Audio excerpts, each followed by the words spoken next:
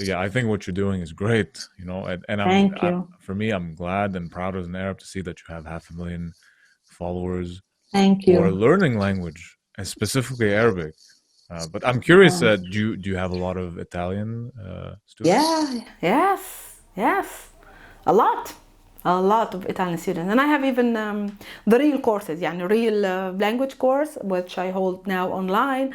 I have a beautiful group of people that have been taken from zero. Now they are upper intermediate. So yes, I have a lot of Italians. I even had an Italian channel that I neglected because I wanted Italians to start learning English.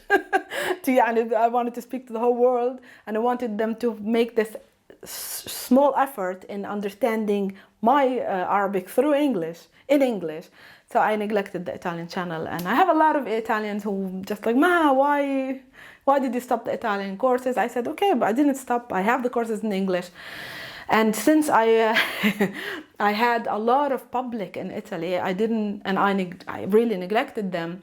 I created these two books. I wrote two books specifically in Italian, which are an Arabic course in Italian language for my Italian public.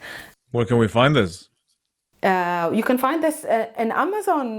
Well, I don't have it here. I wanted to show you, but you can find it in Amazon. It's called Instant Arabo. It's a full course, a beginner course.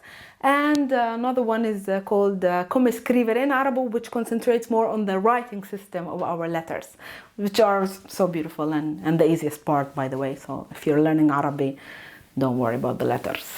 Yeah, the toughest part. No, la.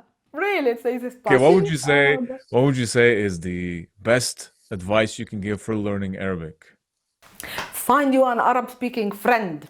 Best advice. And bombard them with questions on a daily basis, on WhatsApp, everything. Bombard them with questions. And music, of course. Music helps a lot. There are a lot of songs, Fairuz and Sabah, and we have a lot of songs that are really standard Arabic. So they're not the dialect, or like if you're fearing, okay, they might be singing in Egyptian or Algerian or whatever.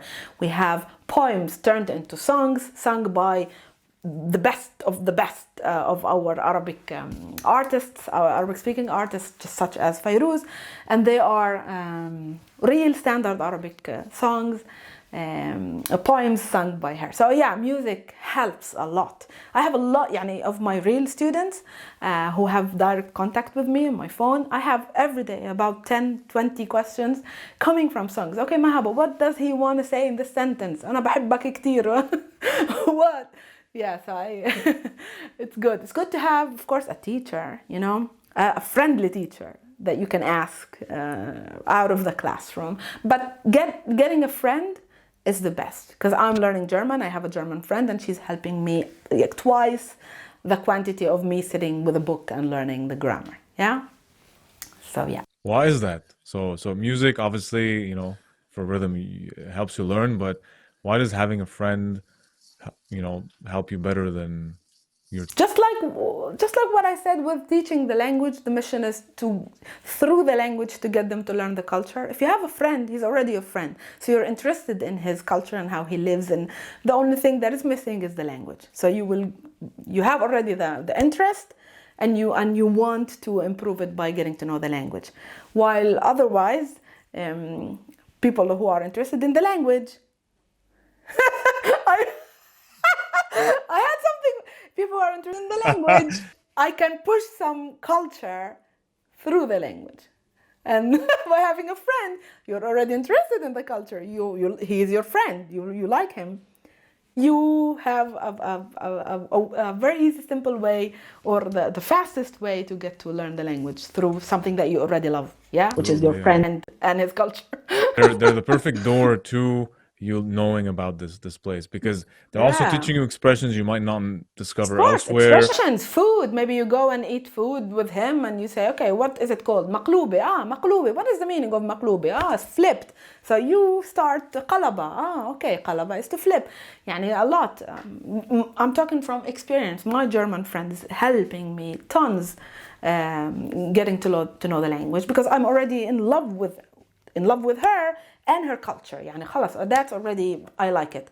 What's missing is the language. And it's a lot more organic and real than your textbook learning. It's like you Right. feel you're really visiting the place. Yeah. Do you teach also Palestinian Arabic? Because I know Yeah, you've covered a lot of definitely. Palestinian expressions. Yeah, definitely. I also teach Palestinian Arabic, and it's a joy. It's a real immense joy to hear my students speak the fallahi, the rural, rural أيوة. Palestinian. It's a joy, and sometimes I film them and I show my parents, and they are so proud. You see tears of joy in their eyes. I can't believe that like an Irish person can speak this expression. Yeah, يعني it's a joy. Yeah, it's much more joyous than people speaking the standard Arabic, of course, or learning standard Arabic. Even though learning standard Arabic is it's of high prestige even for Arabs themselves. يعني you don't find real Arabs speaking correctly the MSA. So if a foreigner speaks MSA, still it's wow, it's like a proud inside of you, or a shock. Oh my God, you speak يعني better than me sometimes. Sometimes my students speak better than my father, better than my mother speaking standard Arabic. So both ways really are a joy. When it comes to the dialect, it's much more like a palpable, because that's the way we speak. When you hear them speak the way our grandparents speak to us, it's a real, it's fun, it's a joy, it's a satisfaction for the teacher. So yeah, I'm blessed. I'm blessed to be able to also teach my dialect, yeah, and to keep the world, Palestine, alive, and the language and everything, and the culture, to keep it alive through teaching the language.